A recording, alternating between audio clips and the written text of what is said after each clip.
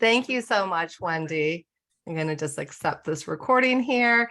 I was also just saying to Wendy, of all the many different things that I do, this here is my happy place. I love working with educators. I love sharing what I've learned and what I've experienced from my therapy practice as an art therapist with educators and making it super accessible so that you can all bring it into your classrooms, teach the parents that you work with to use it at home, right? So that we can just bring more and more best practices of integrating the creative arts for social and emotional growth into every sector that we possibly can. So I'm really looking forward to spending this hour with you.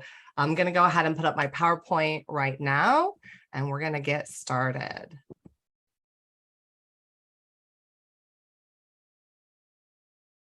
All right, so this is helping kids manage stress and anxiety through art. A lot of the activities that you're going to be experiencing and learning about today are going to be in a handout that Wendy will be sending to you. You can also find these activities and a lot more in these two books. I'll talk a little bit about them later, but this workshop today is based off of a lot of the activities found in the Innovative Parent and Art Therapy activities for kids.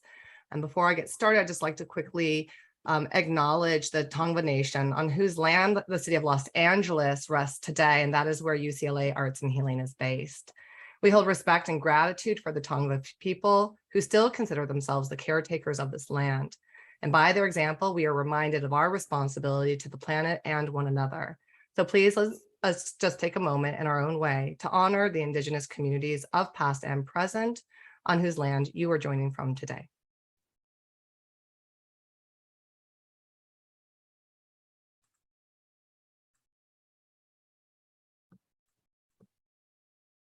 All right, thank you. So we're going to start by talking a little bit about stress, the impact on the brain, and why the arts are sort of like I try not to say the best, but if not the best, pretty darn close to the best way to actually work with the way that the brain works. So we're going to talk a little bit about that. But first, I want you to experience it, okay? So Wendy already told you, make sure you have your stress ready today, right?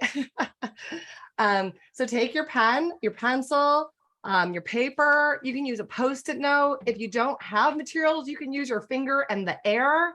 However you want to start scribbling out that stress. Now, it can be helpful if you need to take a moment, really think of something specific that's been stressing you out later. And, a lot of you just finished your work day. And so, maybe something happened today. Maybe it's just the go energy of getting through the day. Maybe it's something coming up. So just allow yourself to really think about it, because whenever I do this with adults, I typically see them scribbling like this, right? And then when I tell them, like, it's okay to really let yourself feel the stress and really, if you want to, and then they go, oh, okay, like this, and then they really start scribbling, right? And so just taking a moment now, if your scribble is big, that's fine. If it's small and tight, that's fine. If it covers the whole page, that's fine. If it's up in a corner, that's fine. But just go ahead and take a moment and just let that stress or any worries that you have just start to come through your pencil, your marker, your pen, and just take a moment to do that now.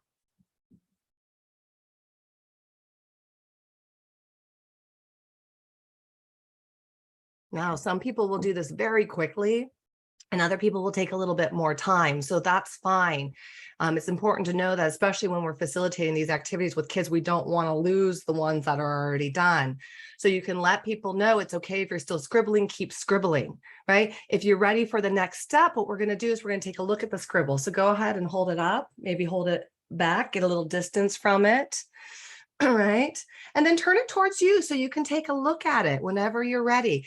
And we're going to start to look for images in your scribble. Okay. So each one of you looking at your own scribble, it's kind of like looking for pictures in the clouds. You remember doing that, right? Where you kind of like look and say, oh, it looks like this, it looks like that. Okay. So see what this scribble starts to look like to you. And then using your pencils or your pen. If you have different colors, you can use different colors, and we're going to start to embellish the scribble. You're going to add to it, okay, in order to bring that image out. Now, if you don't see an image, that's okay too. You can start to add colors, patterns. You can start coloring in the little shapes that you've made, right, that have already formed with this scribble. Right. Sometimes you can even use this just as a warm-up activity. If you're going to do something else, like let's just start by scribbling, right? So take a moment, take a look at your individual scribbles and see what you see there, and start to add details or patterns or colors, and just see what you might transform that into.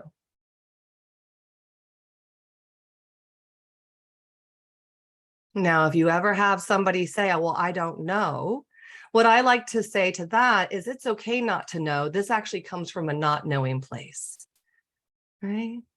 Creativity comes from a not knowing place.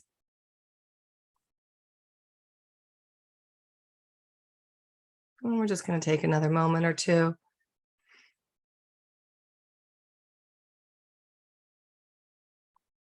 Now, I understand as you're working on that, I understand that some of you are also come from the domains of music, drama, dance, right?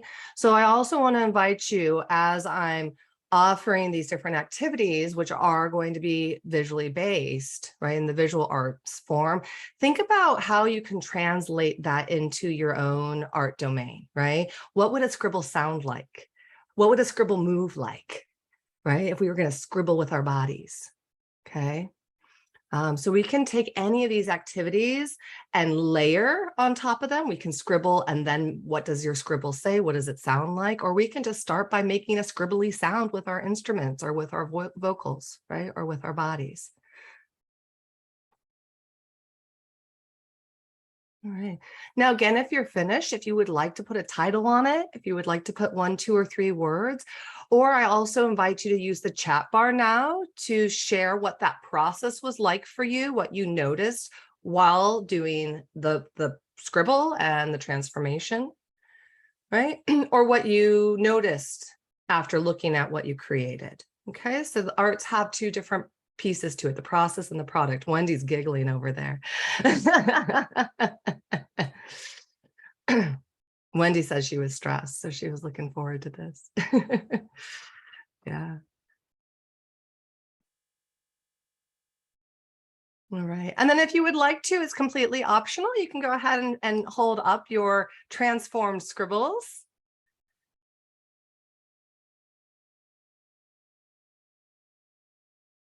And take a look at what some of your colleagues created.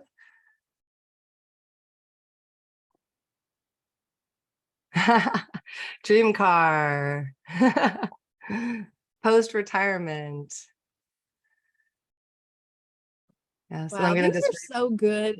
And I was laughing because I said I'm the realization I'm still not an artist. Wendy, I'm so glad you brought that up, and we're going to talk a little bit more about that. It's really important to remind your students that this is different than, even though some of you might be using this in that art class, it's different than art class, that we're not looking for something that necessarily looks pretty or good or even looks like something, which is one reason why a scribble can be a really nice place to start with social emotional art, because it really hits home that we're not trying to make this look like something, right? And that anybody can do this. Yeah.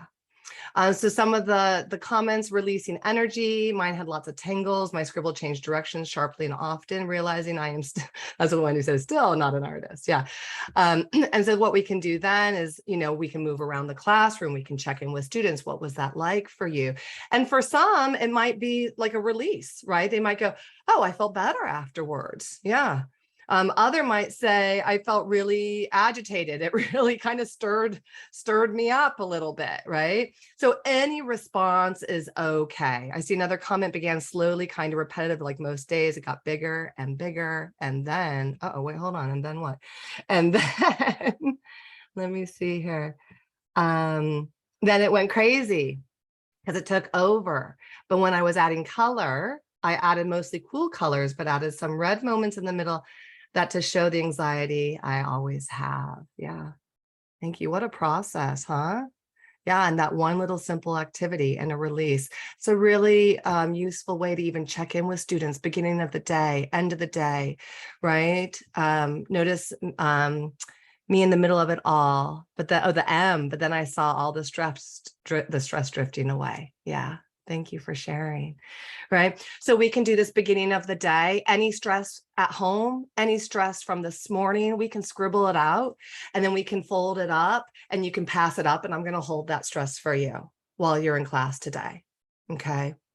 End of the day, right? So transitions, going to scribble out any stress from the day from lunchtime, right? So that we can use this in a lot of different ways with our students. Okay. I'm going to put my screen back up here. All right.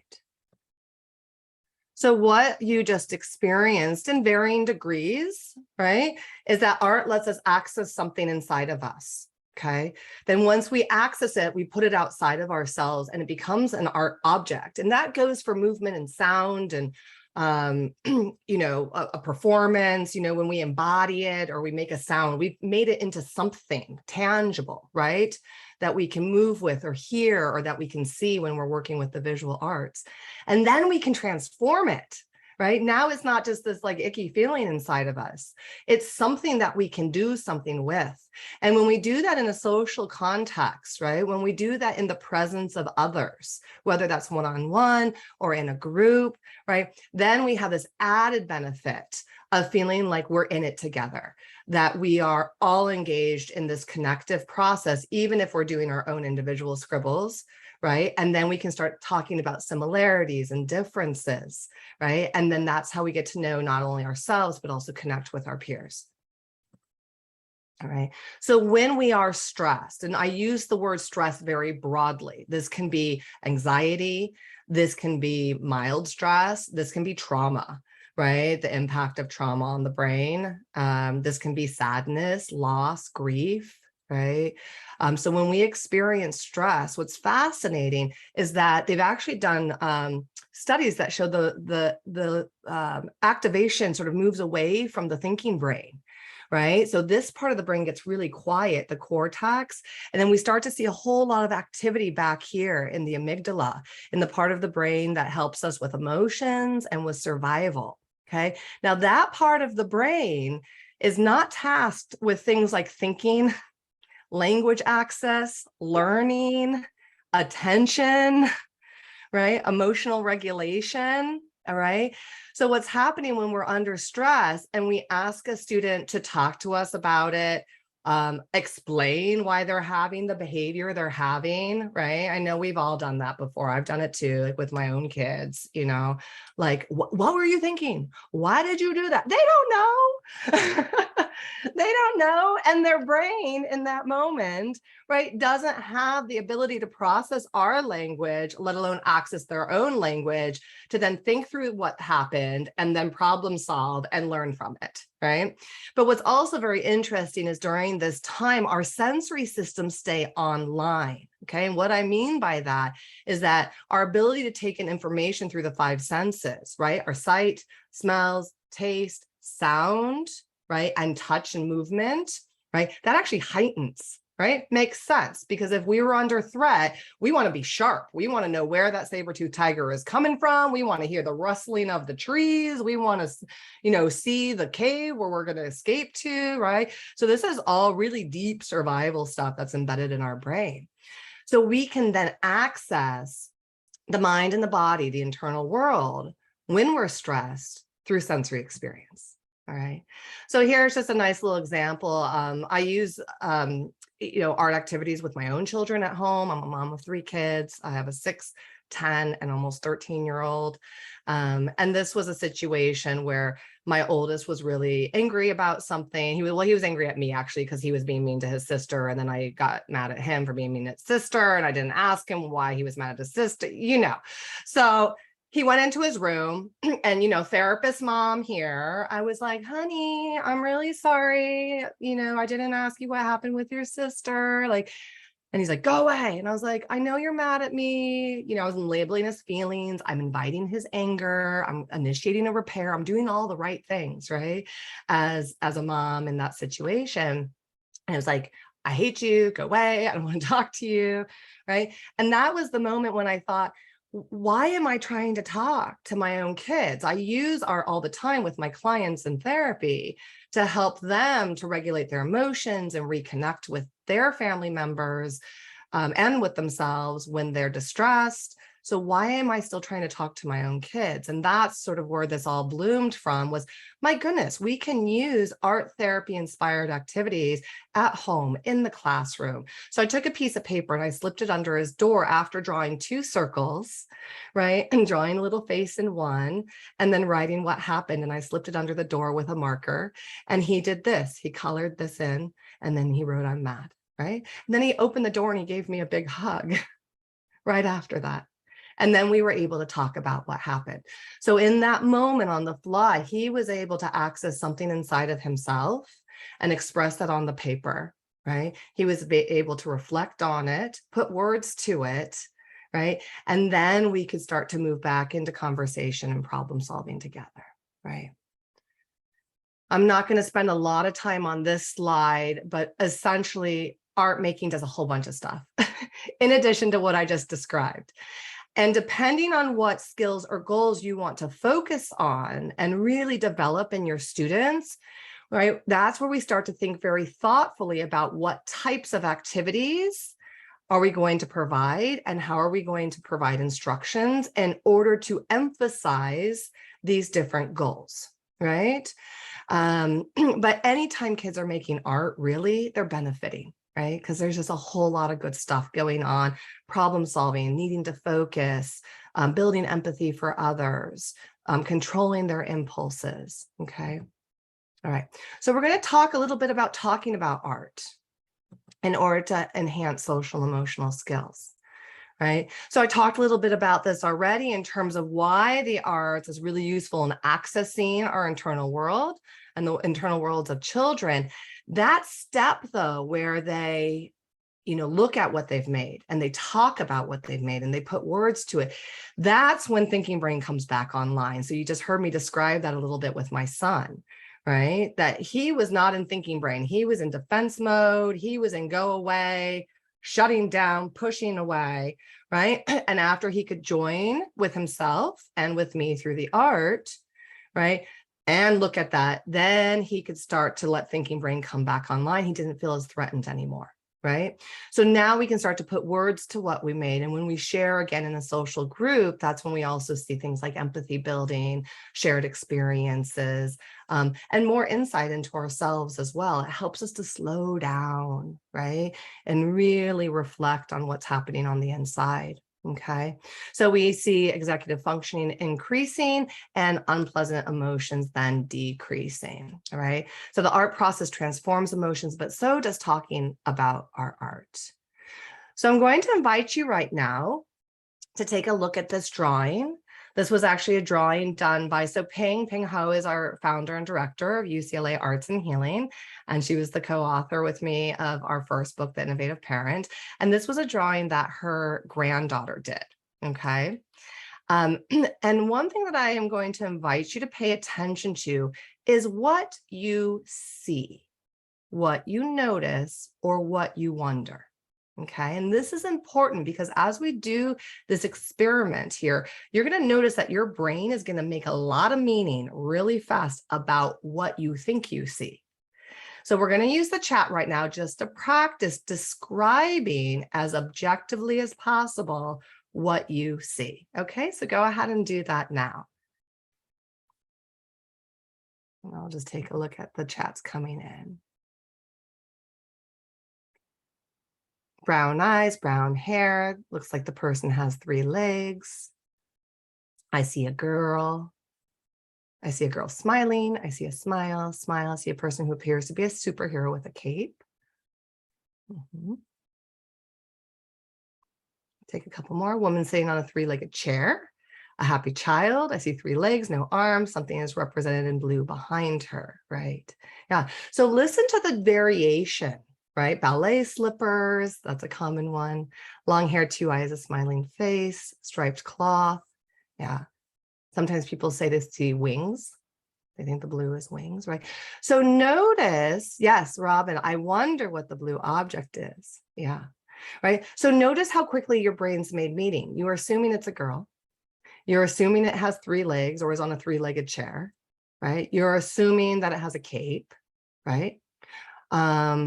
You're assuming that it's smiling, right? So there are some things that seem so obvious to us that it's hard to not see it or to unsee it, right? Yeah, I wonder if she's outside because her hair looks like it's blowing in the wind. Yes. So we can get hunches and we can wonder about things. What we want to try very hard to do is to start by just inviting our students to say, tell me about what you drew, right? Tell me about what you drew.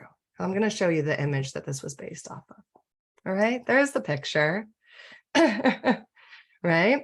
So what could happen if we're working with a child, right, for social emotional growth, and we say, wow, you drew a girl who has a cape and looks like she's outside because it looks like her hair's blowing. That child might go, yeah, right? And we might never learn that this is actually her grandma, right? And that her grandma had a blue hat and was wearing keys around her, right? And so one of the parts of talking about art is shifting out of the what it looks like, right?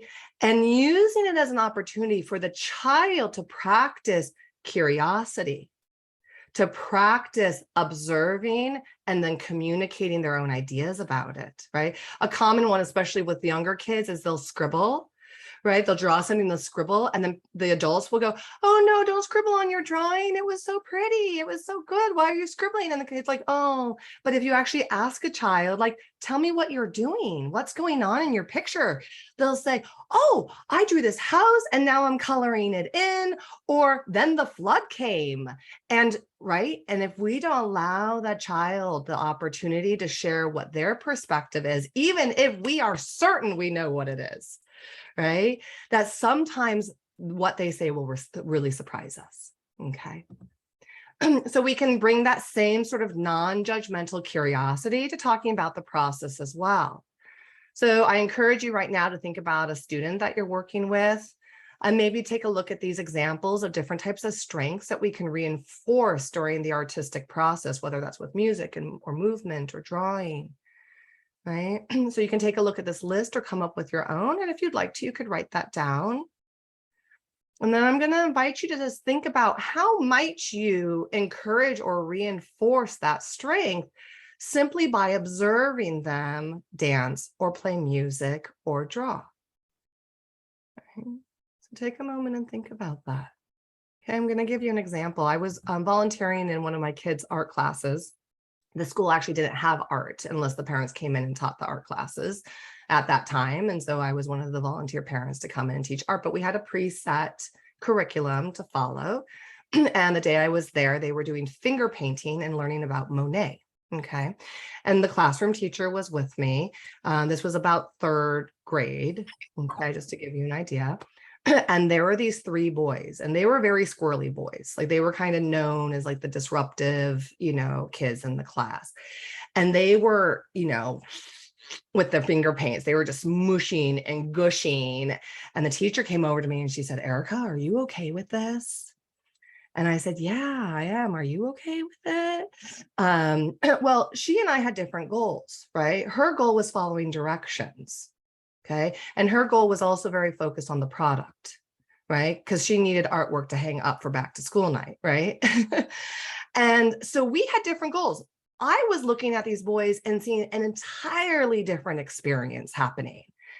In my mind, I saw the process. And to me, what I observed them doing was controlling their impulses.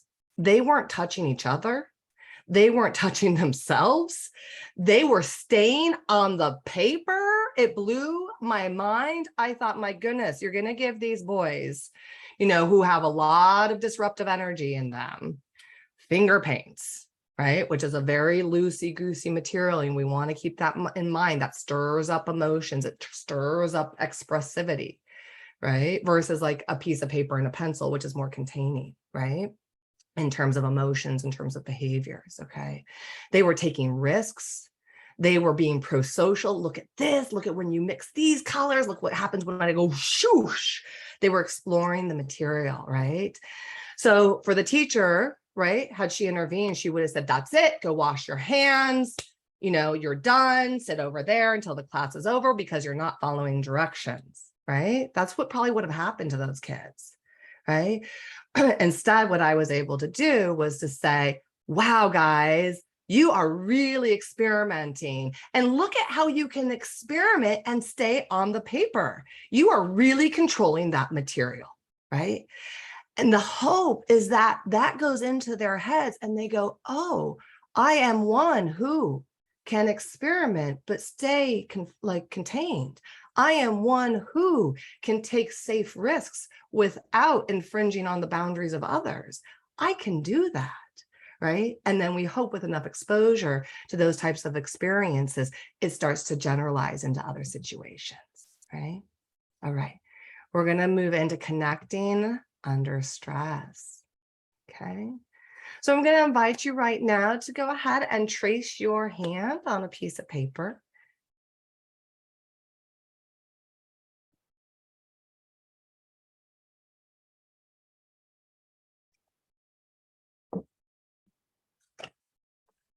And then once you trace your hand on a piece of paper, I'm going to invite you to draw some lines, just some like squiggle lines or straight lines, just to break the hand up into smaller shapes.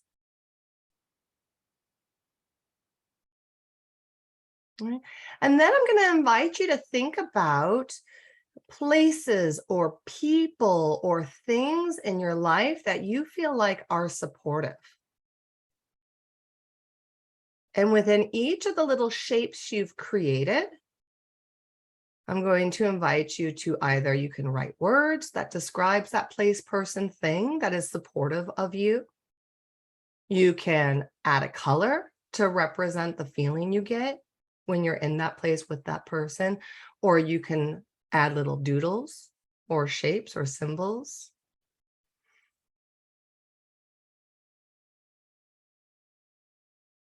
So thinking about the ways in which you feel connected, really, right? Places you feel connected, supported. And they can be real or imagined. You know, I work with all ages. I work with kids, teens, and adults. And some of the adults I work with, you know, you ask them to think of a person and they're going, someone I feel supported by, like unconditionally. Right. So I tell them, I don't care if it's Gandalf the Great, right? It can be imaginal. It can be somebody that you read, a podcast you listen to, right? It can be a place, an animal, right? So it's important to give children lots of options because they might not feel supported in many places in their life, but they might they might love their dog, right? They might love going to a certain park where they feel connected or at ease or supported. All right. So just take another couple moments. And you can return to any of these if you'd like to. I know we're moving through them quickly. I'm going to give you a lot today in our short little hour here. My hope is that you find just 1, 2, or 3 things that you can adapt and apply this week to your students. All right. And let's go ahead there and hold up. If you'd like to, it's completely optional. I always make sharing optional in classrooms with students. If they want to share, it's fine. If they don't have to. You can give students alternatives of what to hold up too. Like if you would prefer not to hold any, your art up, you can just write the word hi and just hold up the word hi. I think it's really tough to ask students to say pass. That's a common one. Like if you don't want to share, it's fine, just say pass. So giving them an alternative. So if you're doing movement and everyone's doing some kind of a movement, like what it feels like to feel connected, what it feels like to feel supportive, whatever that's like for them. If they don't want to do it, we'll give them a movement instead. Like you can just hold up the peace sign and put your hand on your heart if you don't want to share a movement of your own. Okay. Yeah. Would anybody like to hold up their hand?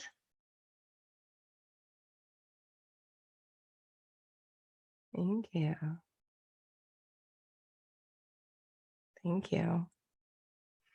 Yeah, so feel free to continue adding to these. Again, just getting a little sample of these activities. What are you beginning to notice as you're working on this activity right now? What kind of feelings or thoughts might be arising? Taking notes. That's fine. Gratefulness, connections. Thank you. Yeah, and it does sometimes take a little bit of time to get into something and really start to feel. Sometimes people will even say, "Oh, I felt anxious at first because I didn't know who if I was doing it right or not." But then, like once I started doing it, then I started feeling more calm and more connected. Right? Thank you. So we can, again, talking about adaptation, starting to smile and relax. Thank you. So again, feel free. I'm probably one of the few workshops that will ever, workshop facilitators that will ever say, like, feel free to keep drawing while I'm talking, because it can actually help the mind to take in information, right? And there are people who really benefit from what we call that dual attention. So paying attention to the instructor while they're doing something else that doesn't require a lot of thinking can really help the brain stay online. Not everybody, but some people really benefit from that, right? So when we feel connected, we're calmer. And when we are calmer, then we can learn, right? That's the whole idea. So you can even do two hands on a piece of paper. You can do a teacher hand and a student hand. You can do a classroom hand collage. And you can also work with metaphor, like helping hands. Right. So there's a lot of different ways that you can use this. I've also used it before, like if I don't, like say you have a line of students and you say, like, here, like, why don't you go and, like, here's a quick little zoop, you trace your hand. Okay, now you're going to go and you're going to start decorating this while I'm talking to so and so. And then when I'm done with so and so, that you can show me what you've done, and then I can answer any questions you have. Right. So that's a way of sort of, allowing that connection to be there with the parent, with the teacher, when the adult's not available to be connected with the student in that moment. And it's something they could even keep in their desks and take out and add to if they wanted to, throughout the year, right? Now, we also want to think in terms of troubleshooting challenges, right, with art, because when we're talking about using art for social emotional expression, emotions will come out, and people will also infringe upon other people's boundaries, especially when you're doing joint drawings, right? When you add that added social dynamic to creating art together, we want to be thoughtful in advance of what kinds of things can happen, like somebody scribbling over somebody else's, right? Or drawing on somebody else's, even if it's well-meaning, they might not want that. So talking about the expectations, beforehand, in terms of if it is maintaining your own space, fine. If it is a fully collaborative piece, fine, but let's talk about that, right? It's harder when you have a larger group because you have more people's boundaries to consider. You can invite for people to draw a bubble around their hand if they don't want people coming into their space, right? I've done scribble corners before where we just, sort of section off the corners and say, you can, do anything within reason. Right. You got to watch out for your high schoolers, right? With language and imagery that might not be suitable for the, school setting. But, that's kind of where you can kind of, draw what you want. Practice being respectful of each other's space. And that's a social skill right there that we're building, right? Is how do I navigate my needs and my desire to kind of go into your space, but be respectful and maybe ask first, right? So you can see from very unstructured, like just drawing your hands, to creating these types of boundaries, and they can be solid boundaries, thick boundaries, dashed boundaries. You can even do a whole lesson about boundaries, right? Body boundaries, emotional boundaries, right? Or you can cut out each hand, and now we have physical hands that we can move around. I did this recently in a workshop with about 15 young women and who were in a high stress competitive environment, and they each drew their hand and then cut it out and then brought it to the large piece of paper. And then they talked about how close do they want them, how far apart. And sure enough, there was one participant who did not even want her hand on the piece of paper. She was like, I'm good. I need a lot of space right now from these other folks, right? So it allows for a lot of flexibility in that way as well. But she did the hand and she cut it out and she was present. And that was okay. We can permit that, right? Again, one person might see that as not participating, right? I see that as her doing a pretty darn good job of staying present and participating in the way that she can, right? All right. So when we are in this nice zone of regulation, we are thinking creatively, we're curious, we're compassionate, and we feel connected. And those are also the tools that we can use to bring people back into the zone of regulation. So we can seek creative moments, we can seek curiosity, compassion for each other, and connection. And that helps children and adults come back into that zone. All right. So I like to come up with acronyms to remember things by. And one of the acronyms I like to think about in terms of using art to calm emotions is that art can contain emotions. C for contain, A for alter the images, right? Or sounds or movements. L is for letting go, and also laughter sometimes with creativity and art and expression, right? Sometimes we can just let go and have fun and laugh, and that's good medicine, right? And M is for being mindful, right? And throughout this, really what we're doing is we're using art to help people explore that balance between expression and containment, right? And we're helping them to find that balance, because that's really what life is. How do we express ourselves but not overwhelm ourselves and others, whether that's feelings or needs or whatnot. All right, so I'm going to invite you right now to take a look at this limited selection of emojis and go ahead and ask yourself how you're doing right now in this moment. Okay, how are you doing right now in this moment? And then I'm going to invite you to go ahead and draw a little representation of that if you would like to, because we're going to add to it in a moment. How are you doing? And if it's more than one, that's okay. Oftentimes, we are more than one emoji at the same time, right? And that's another thing that's really helpful about the visual arts is that we can, or the other types of arts as well, is we can literally have 2, 3, 4, 5 different emotions coexisting simultaneously on the same page, right? And music, right? Perhaps you're going to have 5 different people creating 5 different sounds at once, right? To represent 5 different emotions. And, you know, that might be happening in the room at the same time. Okay. Now, once you select your emoji and draw that, yeah, and for those of you on Zoom, you can share, I mean, we're all on Zoom right now. I don't know if any of you are teaching on Zoom any longer, but you can also use, there's a whiteboard on Zoom that people can draw on. There's the emojis that you can access. If you would like to right now share with your colleagues the emojis you selected, feel free to have fun with the emoji option in the chat. And you can show everybody there as well. This is great for meetings, by the way. If you're having a meeting and your staff is like, oh, I've actually taught high executives to use this technique with their employees. And they'll come back and they'll be like, oh my gosh, Erica, they did it. They all put emojis in the chat. And then we were talking and people were so much more authentic with each other about how they really felt about this project. And we got so much further, right? Because you ask people how are you feeling about this? People go fine, good, yeah, good, okay, bye, right? But the emojis allow people to share a little bit more vulnerably without it feeling too vulnerable to share that, right? And sometimes they're kind of laughable as well. All right. So feel free to continue to add emojis in here and scroll through, take a look at how your colleagues are feeling right now. Okay, now what we're going to do, now we have that object. So we're going to actually add to it. So you know those speech bubbles that they use in cartoons? And draw one quickly, right? That looks kind of like that. Can you see that? Speech bubble, right? So we're going to add a speech bubble now. If you drew that emoji, go ahead and draw a speech bubble, and a thinking bubble is the little cloud above its head.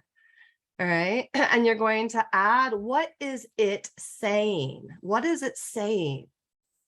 Okay. If your emoji could talk, what would it be saying? So notice we're not talking about you any longer. And this is an important part of using the arts.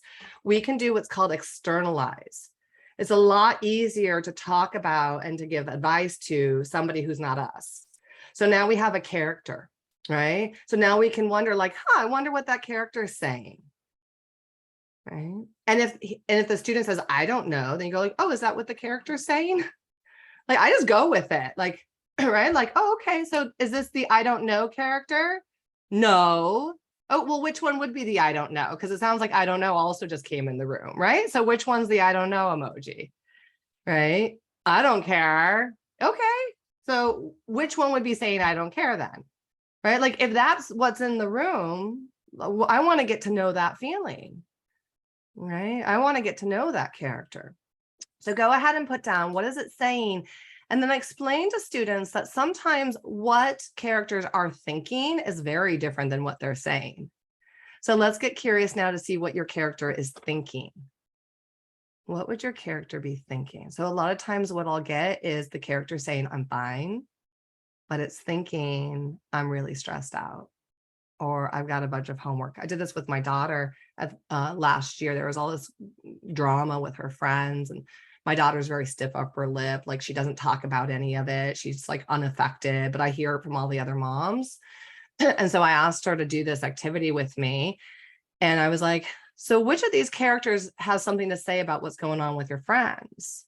And she just picked the like flat, like nothing, like the flat kind of emoji, like neutral. And I said, and what's it saying? And she said, fine. And I said, I'm wondering what it's thinking. And she wrote, oh, why can't they just be nice to each other? In like all capitals, right? So then the next part is, what does it need? That's the problem solving part, right? So we've expressed an emotion. We've identified sort of underlying thoughts that go along with the emotion. Now we're wondering what it needs. It might need another emoji. It might need, I don't know, I saw one emoji there. Somebody might need their AC turned off. It looked like somebody. Right? What my daughter drew when I said, what does your character need? She drew a heart. And then she drew like some little games. And she said that she needed love from her friends. And then after that, and I said, and tell me about this. Remember, I didn't assume what it was. I said, tell me about this. And she said, maybe if we play a different game, they'll get along better. Right? So she was problem solving now. Okay. Now, along with developing ideas about what we need, right, is this whole idea that feelings are basically needs in little packages that are uncomfortable, right? There are these experiences in our mind and our body, but it's really saying something about a need. And we can also ask students, who can meet that need? Can you meet that need? When can you meet that need? Is there somebody else that can help you meet that need? Right. And sometimes it's really helpful to develop what I call helping parts, right? So that's that little voice inside of us that we have as adults, right? That says, it's okay, you'll get through it, you can handle it one step at a time, you can do it, right? We have that internal voice, but children are still developing it. And depending on what their home life is like, right? Some children might be much more underdeveloped, right? Than other students. Okay. And so you can build on that emoji exercise by inviting them to say, would you like to invent a helping part? What character can be a made up character, can be another emoji, can be a character you really like. We can even get a picture of it, print it out, cut it out. What would it be saying to you, right? During this time or any time that you maybe need help, right?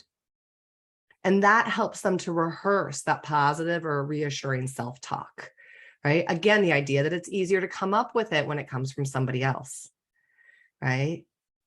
So on the left hand here actually was one of my kids' teachers contacted me, and they were doing a testing, and she was talking about the anxiety in the classroom and the worries about testing. And did I have any art-based sort of activities that would be simple to put in the classroom? And so we talked about helping parts. And so she had the students, she gave each student a Post-it note before the exam and invited them to draw a little character that could say something that was encouraging or reassuring to get them to the other side of the test, right? And then they put it on their, their desks, and then she passed out the test, right? Made sure that nobody had cheated and put anything on the Post-it note, right? But they could have that there. And so they started test taking with, let me first get into a positive mindset, right? A reassuring mindset that I'm going to get through it, that I can do it one question at a time, right? Things like that. So let me just show you a little video here that I made, a little scribe video, just so you can see how this all comes together and how it might come together in a classroom setting. So just to give you a little context, this was an after-school program in Los Angeles, and they asked me to come and do a workshop for their facilitators and their educators and administrators. And then they said, well, while you're going to be here anyways, Erica, how would you like to meet with our kids? And so I said, yeah, sure. And so I got to spend some time with the students, and it was about, 30, 35 students in the classroom. Okay. And I started by simply inviting them to draw plants. Okay. Any kind of plant they wanted. It could be a tree. It could be a cactus. It could be a flower. It could be a garden. We just started with this idea of plants. Okay. So I was walking around the room, as we do when we have a big group, and I noticed this one girl was drawing these flowers. Now, the next step, I instructed everybody, what is your plant saying? Okay, well, this girl happened to say that I'm scared, one of the plants. Okay, and her other flower was saying I'm scared too. The next step was, I wonder what the flowers are thinking. Okay, and she wrote, we had a lockdown today. Okay, can you add a helping figure? What would that helping figure be saying? So she drew a cat, and the cat was saying, you're okay now. Okay. So, I went around the classroom. I was checking in with other students as well, seeing how they were getting on. One was having a hard time getting started, so we did scribbling just to kind of warm him up, and then I came back around and I said, how are your flowers doing now? Notice I wasn't asking her about herself. I was asking her about the flowers. And she said, they're still scared. So then I asked her, is there anything else you would like to give them? Meeting needs, anything more that you need, they need? And she said, yeah, they want a house. And I said, well, can you give them a house? And she said, yes. So she drew this house around the flowers, took a deep breath, and said, it's much better now. Okay.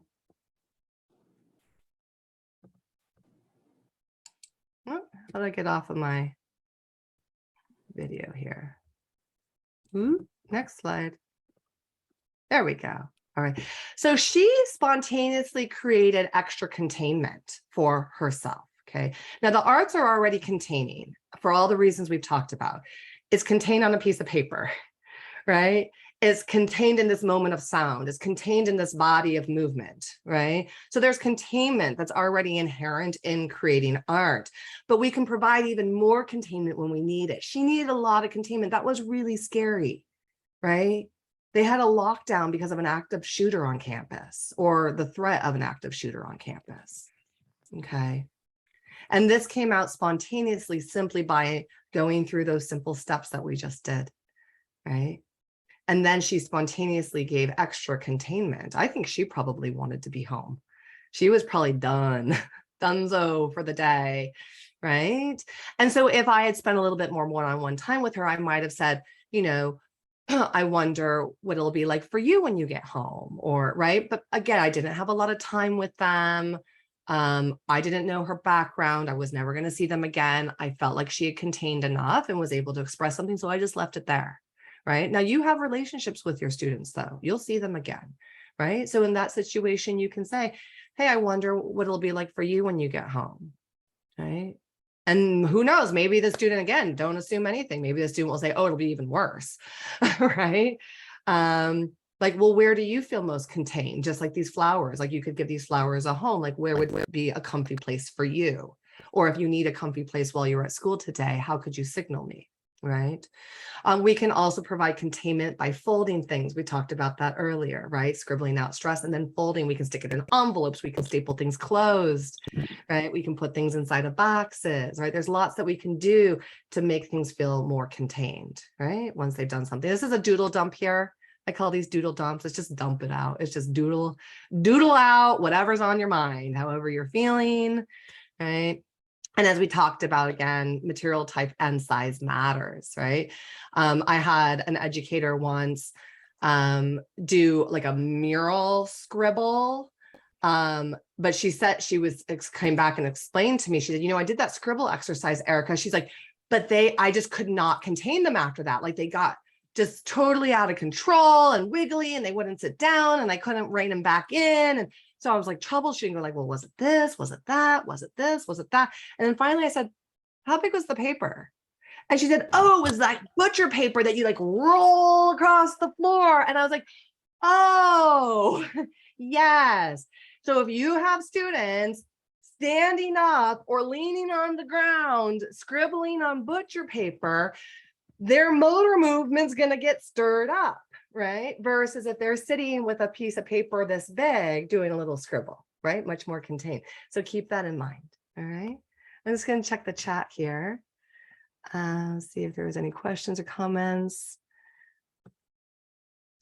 All right, yeah. Okay. So also gathering internal strength. So we did this a little bit in terms of connection where we feel supported, right? With that handprint, okay? We can also use body outlines, we can whatever the shape is, the shape provides more containment also than just having a big blank piece of paper, okay? I think of this like first aid. Like it's great if you have first aid, but if you don't know where it's located when you need it, it's not going to help you.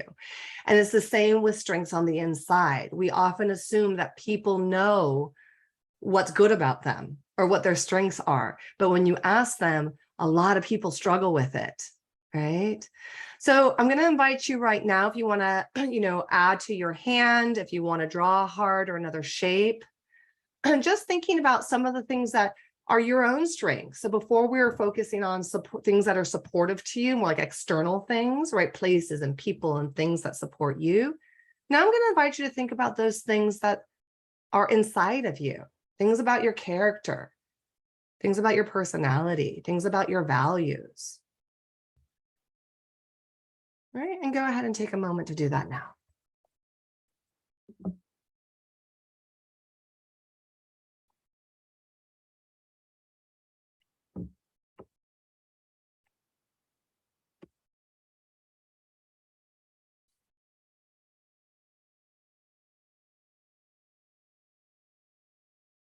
And Allison, I see your question. I'm going to give people just a moment and then I'm going to answer that. Okay. I'll speak to that question.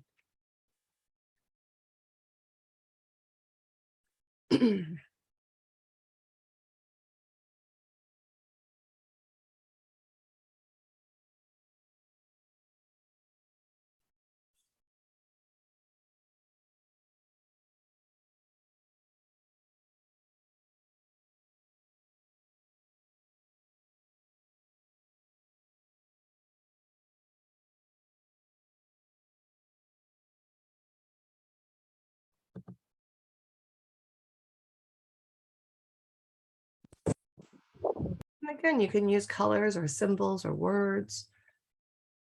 This is one here. The individual said that she had keen eyes, a big heart. She was fast. Those were her helping hands. She says she was helpful. The little diamonds, she said, were treasures that she knew lived inside of herself, but she didn't know what they were yet. Right?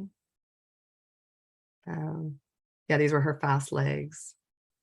So we can do this at the start of the school year. We can add along the way, right? We can say, hey, you know what? This was a moment even like, hey, you really worked through this. Why don't we take out your, whatever you want to call it, your strength heart, or, if you're working with the image of a heart. And let's go ahead and add that, because I bet that's really useful.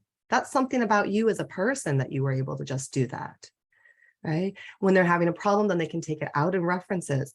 What's something that's going to help you through this time? What's something that's going to get you through this day, right? Maybe take a moment and look at those, strengths that you have inside of yourself. All right. There was a question about middle school. Feel free to keep working on this if you'd like to.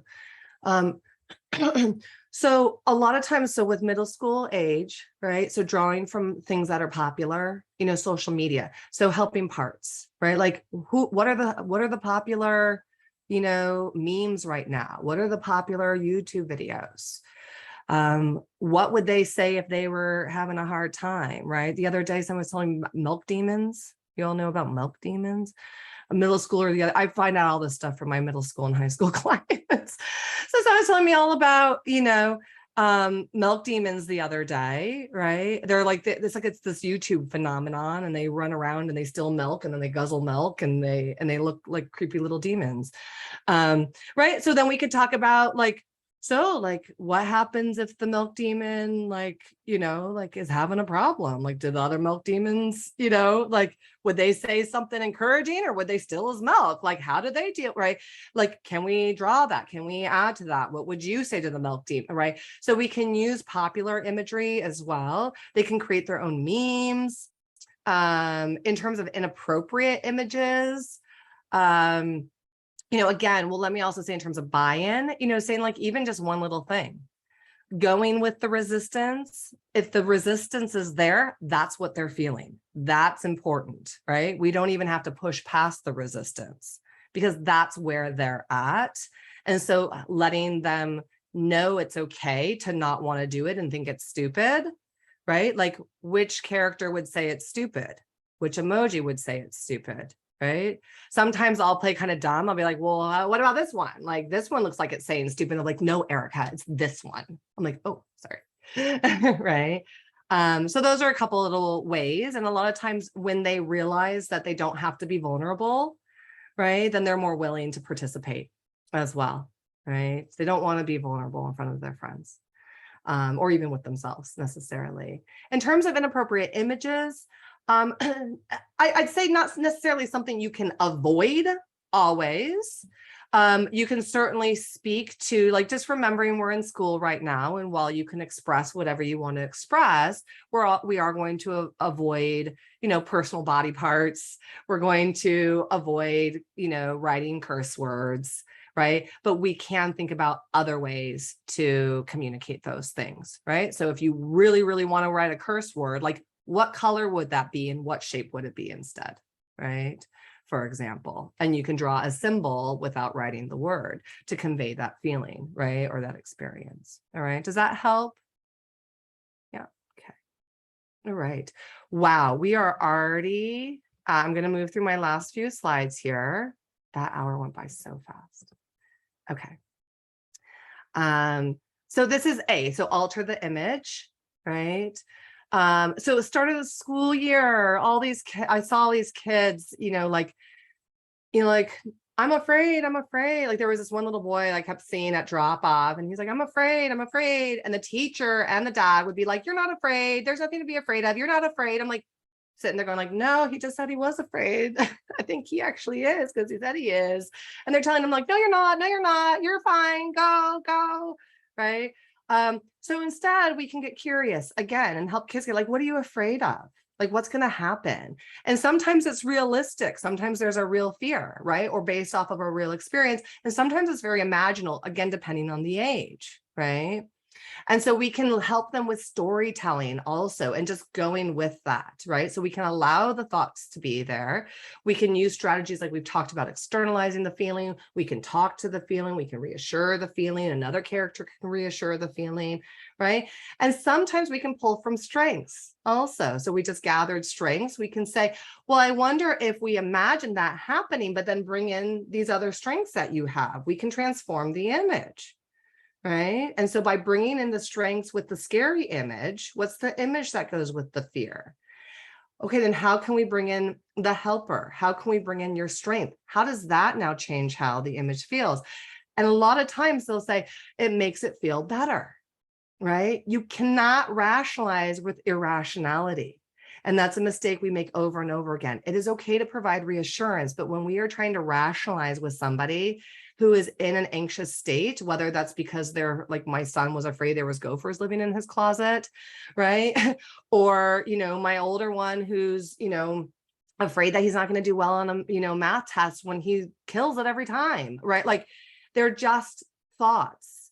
And so we can help them to work at, kind of call it like fighting fire with fire. Like if there is a worry, there's an image that probably goes with it. Is it an F on a paper, right? Is that the worry or the fear, right? And so we can work with that image. We can transform that image and alter it and add to it, right? Or with the storytelling, there was one student who said, I'm afraid that because the educator came back and said, okay, so I did that. I asked, well, what are you afraid is going to happen? And this was an elementary student. And he said, I'm afraid, I keep imagining that there's going to be this big black hole and that everybody on the playground is going to get sucked up into the black hole. And the teacher's like, oh, no, there's no black hole. And he's like, but there could be, there might be, like it didn't go away. So instead I said, well, what happens if you go into what would he like to have on the other side of the black hole? Does everybody get sucked into the black hole and then we're in like Candyland? I mean, so we can go with it also and expand upon the stories to try to allow the child, the middle schooler, the high schooler, to kind of be the director of their own movie. And I do this with adults too, right? So just to make that clear. Right. So they are worrying about something and I have them play the movie in their imagination, bringing in helpers, right? Bringing in positive imagery until that movie suddenly feels resolved and there is a positive ending, right? And once we can finish that movie and it's resolved, oh, that's not so scary anymore. All right. This you're going to receive as a handout, right? Letting go of what we can't control. Most things we can't control, but most things we can influence, not everything, right? So we can think about where do we have concerns, where do we have influence, and where do we actually have control, right? And then in that sphere of concern, right, then we can ask students to consider, so these are concerns, is there any way that you can influence any of these items here? Right. This was done a few years ago. Actually, you'll see coronavirus there. This was probably done in 2020. Right. I can only control me, my toys, my imagination. Right. Concerns that he felt like he had no control or influence over was coronavirus and time. Right. So get a lot of information also about kids. All right. This is the last activity.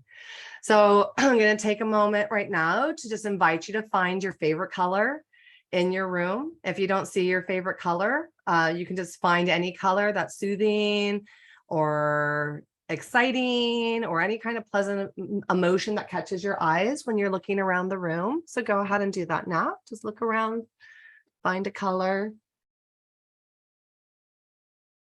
And once you find that color, take a moment and just look at it. And then we're going to play a game where we're going to look around the room and see if you can find other subtle variations of that color. Okay, so different tonal qualities, different richnesses, different shades or shadows of your selected color. And while I do this, I like to say the color in my mind. I go, oh, say it. I like pink, pinkish, purple, pink. You know.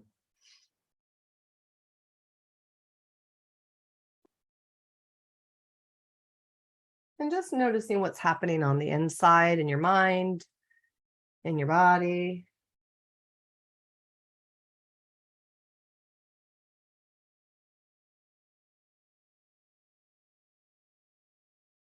All right. And let's use the chat bar one last time to share what that experience was like for you, what you noticed in your mind and your body. And as you're writing your responses or your shares, your reflections, I'll just share again that, that was a mindful moment, right? We picked something to focus our attention on that was present and here and now, right? Really simple way. So noticing happiness, calming, seeing my favorite color in so many variations, where I spend so much time. Lavenders, relaxing, peace. Yeah, that was, we probably did that for like 1 minute, maybe. Right. Super awareness state. Yes. Quick relaxation. You can do the same with sounds. Listen for sounds, a pleasant sound in your environment, right? You can play a piece of music, listen for an instrument that you like, pay attention where it stops and starts. Okay. Happy. I've been stressed, but I love all the pinks in my room, brightens my day. Yes, my hope is that it does for the students as well. Yeah, thank you. All right, so I'm going to wrap up there. Thank you so much for your attention. I'm going to stay on and take questions, comments, reflections. Here's more resources for you. Here's ways that you can stay connected with myself and with UCLA Arts and Healing.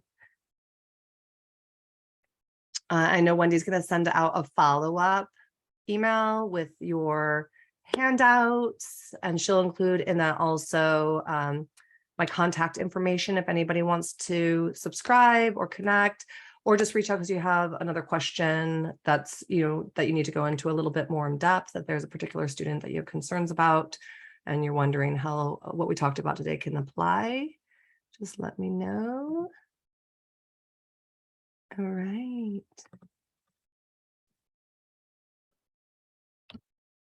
Thank you so much. Thanks everybody for being here. Right. Thank you so much, Erica. I did put a copy of the evaluation in the chat, so make sure you do not miss that. And I know, Erica, there was a question about the slides. I'm not sure if, I don't know if the slides were, I don't know if those are going to be making them accessible. Yeah. I have, I believe I have a version Okay. without the images. Okay. And I know the images do a lot because of copyright issues and things like that. But let me take a look to see what I can get you. I know it's a lot of information. It's helpful to have the reminders of like, oh yeah, right.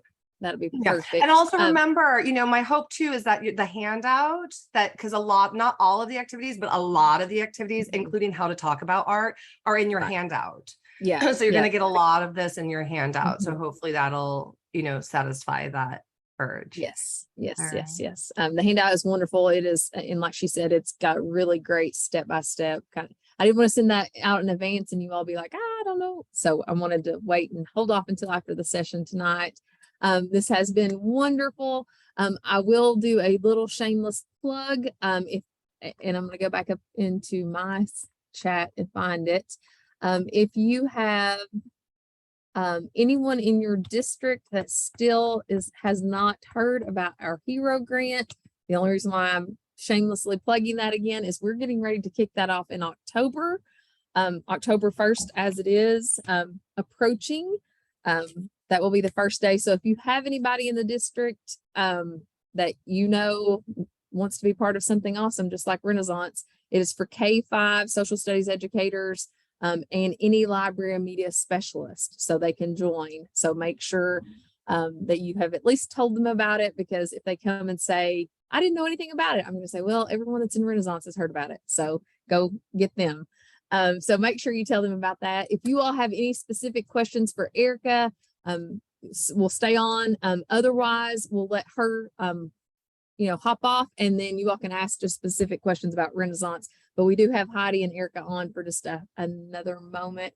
I know, yeah, after a very stressful week, I know it's only Tuesday. I know. I was telling Erica when we first came on last week, we had a session every day. So I know you all feel like you've been through, but I was really excited about this session just because we're getting back into that art therapy and the groove of how we really make everything connect. So super excited about today and making this session. I know I was getting some texts from you all about how great this is. And this is exactly what we've been kind of not missing, but how great and connected this is going to be. And I was telling Erica again, I can't wait to see Twitter tomorrow, because I know you are going to apply this and I'm going to see evidence of that this week. So super excited. And adapt. Creativity is welcome. I hope this also stimulates your own creativity and you're like, ooh, I can do this, or I can focus it a little bit more this way or that way. I mean, even with the scribble, you could scribble out stress. You can scribble out your thoughts. Yeah. You can scribble out, you could scribble with a partner. You can chase each other around the page and make a scribble, and now it's a social skills activity. So you can take something as simple as a scribble and just think like, okay, how am I going to make this focus on this goal that I want to really focus, teach my students about. Yeah, the other thing with middle schoolers too is like bring in imagery that they would relate to, songs that they would relate to, right? They can also draw something to a song. So anyways, yeah, I'll take specific questions now. Okay. If there are any. Yeah. I have a question. Yes. For alter or add an image, if we were going to take like a piece of artwork for a journal entry, and then they were going to alter someone else's, an artist's artwork, what would be like the main thing I would want to focus on, or what would be my main purpose in that? Yeah. So you're thinking about like reproducing a famous piece of art. Is that what you're thinking? Like an artist? It would be this would be just probably a start with a journal entry, but just to how could I give them focus? How could that help them if we took and looked at what's happening in the art, and then we did things to the art to alter it, to change the situation or the moment? Yeah. So there's lots of different things you could do with that. So for one example, if you were working on like emotional awareness, right? You can have them journal about the mood that they see in the image. And then they can alter the image by adding to it or taking away from it or cutting it up if they're going to have like a printout, and changing it to change the mood. Right. So that would be one example of something that you could do with it. I actually do that a lot. Like I'll go on Pinterest and get art ideas, and then I'll think, okay, now how is this going to be social emotional? How am I going to make this social emotional? Right. So that would be one example. They could, I'm trying to think of to make it like if they cut the image in half, right? And they just have one half of the image. And then they can, now if you want to do like focus, if the goal is focus or paying attention, then you could have them draw the other half of it. And then, so they really have to pay attention and try to mirror the other side of the image, right? So that's more of a cognitive activity, right? So you can do the emotional piece, change the mood of it by transforming it. You can do a cognitive piece where they're really trying to pay attention. A social piece, I mean, depending on, what image you picked, you could pick a social looking image with like multiple people, and then they could journal about what's going on in the image socially, what's the story, and then they can add to the image to make sure that it's an inclusive environment for everybody, or that everybody's feeling comfortable. Like, what does each character need? And then they can add images, or they can cut out people and move them around so that they're in a more sort of like socially connective space. So that might be that would be like a social skills goal, right? Does that give you some ideas? Yes, definitely. Those are great.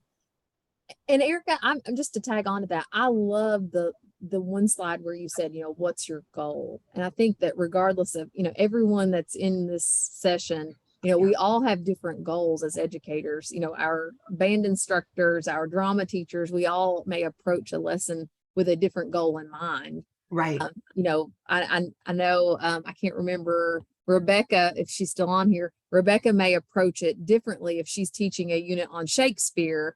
Her goal may be different than Robin's goal looking at an art piece at the elementary level. So that slide really spoke to me about, is your goal following directions, or is your goal impulse control, or is that was a very, I guess that slide resonated with me a lot as what's our goal as educators? Is it just teaching the standard, or, what is our goal that we're wanting our students to walk away with from that lesson? So that one, I was like, yes. Yeah. Rebecca, good. Yeah, you're on here. Yep. Yeah. Good. Anybody else?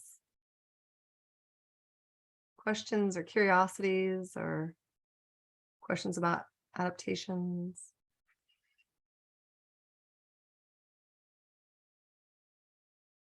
Thank you so much, Erica. You are so welcome. Thank you, everybody, for being here. And what a wonderful opportunity. And just, I am so excited for all of you in your district to have these resources, and wish everybody did. And Heidi, I know we have a couple more sessions coming up, so we are super excited about that. We're looking forward to the next ones. So thank you all so very much. And if any of you all want to stay on a little longer, if you have specific questions about Renaissance, I will be on. Believe it or not, I'm not hopping off to a ball game or anything tonight. So if you have questions for me, I'll stay on as well. So thank you all. Thank you, Heidi. Thank you, Erica. You're Thanks, so Wendy. welcome. Yeah, thanks everyone. And I will see all of you in a couple of weeks. So Yeah, we're so excited. have a wonderful evening. You too. Bye. Thanks, everybody. Ladies and gentlemen, those of you that are still on, I will really quickly, I know I sent this in an email, but it probably was as clear as mud. On October 21st, I know that I kind of mentioned that is going to be an in-person learning day for Kagan. Oh, thank you all. It was a great session. That is an in-person learning day for Kagan, and we're going to be doing social emotional learning that day. Since it is a normal contract day, this is the first one we've had, you know, in this grant for you all. We don't pay the stipend on that day. We do pay the sub on that day. So what you'll see on your invoice, you will see. So normally, let me tell you how this works. Like in any event, like if you, for example, I do try to plan some in-person learning dates. You would normally, if it were a Saturday, you get paid, oh gosh, Rachel, you get paid, you know, like the full stipend day would be like the 8 hours or whatever it is that I can't even equate that math right now. But what we would do is every district, including Rockcastle, they know that we pay your sub, we reimburse your sub. So they're all kosher on how that works. But you would just request your sub. You say, hey, I'm taking a KDC professional learning day that day.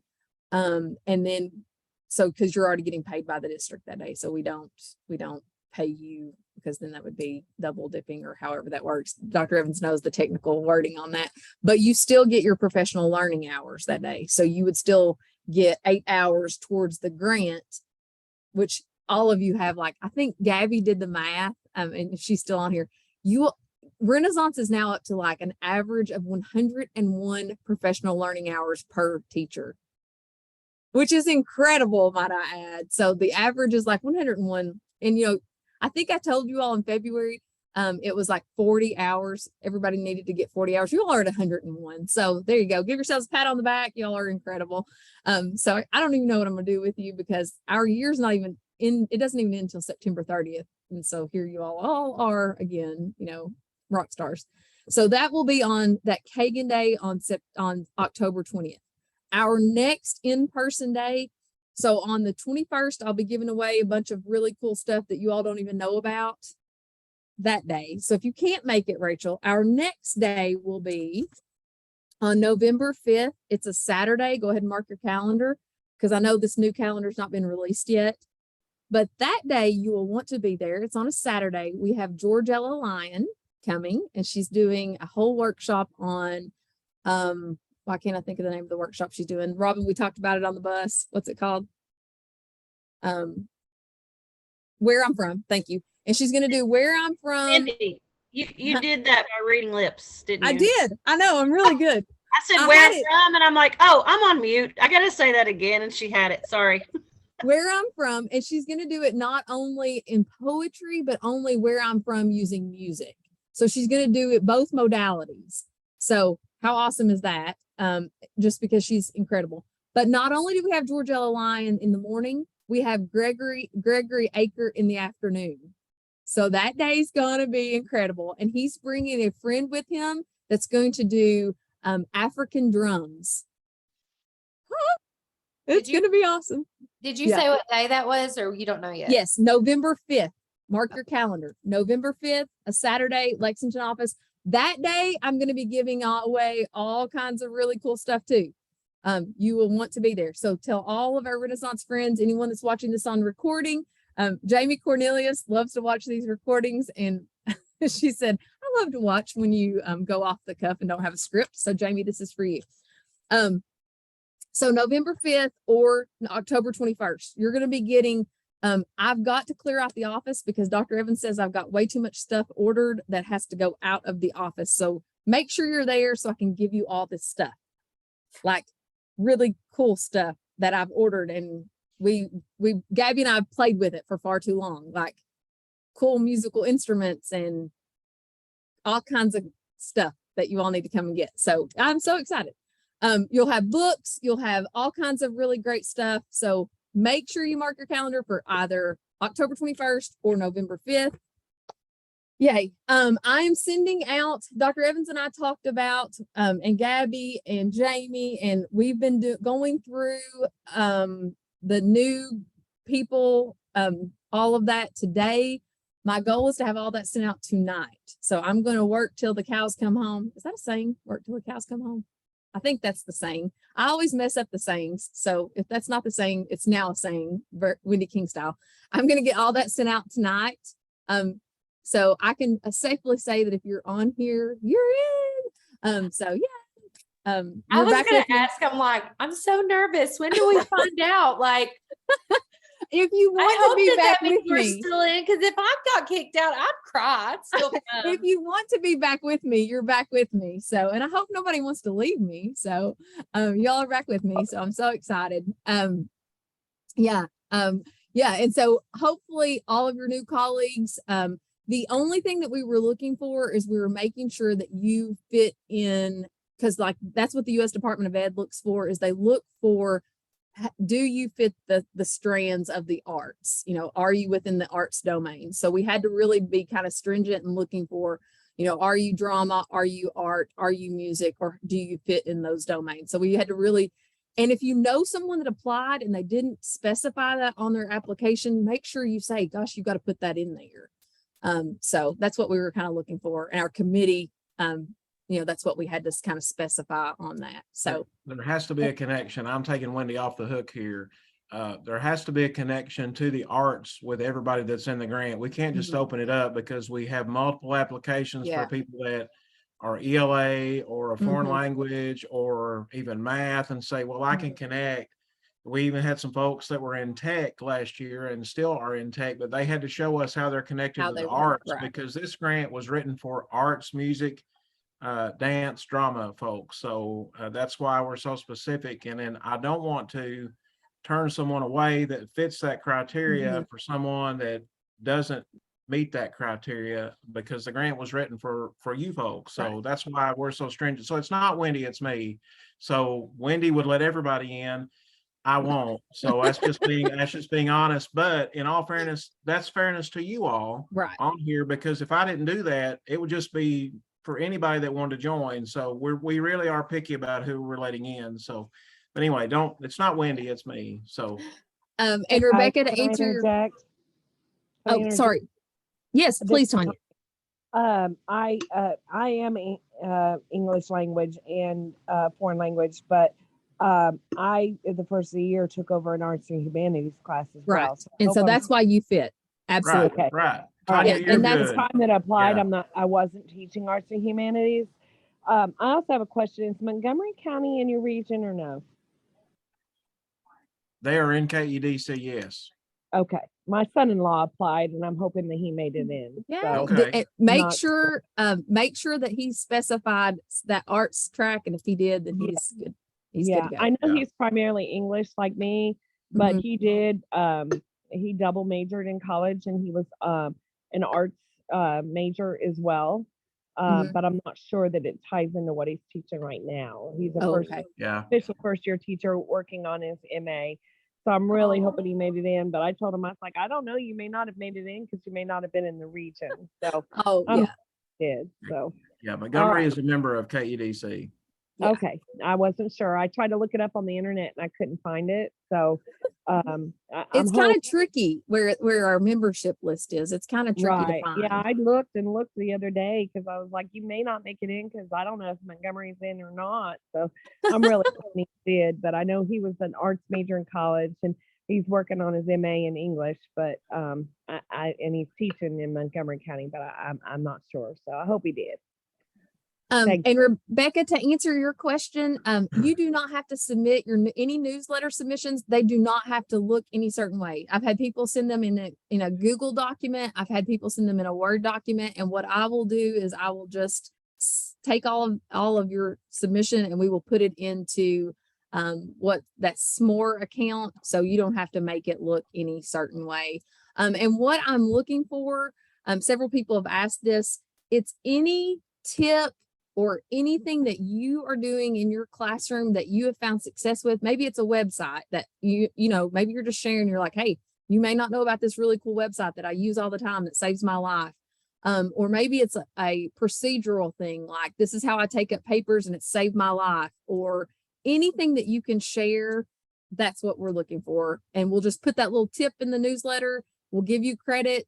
And that's the kind of things that U.S. Department of Ed really likes, is how are we creating that network of where you all are sharing and talking, kind of like what our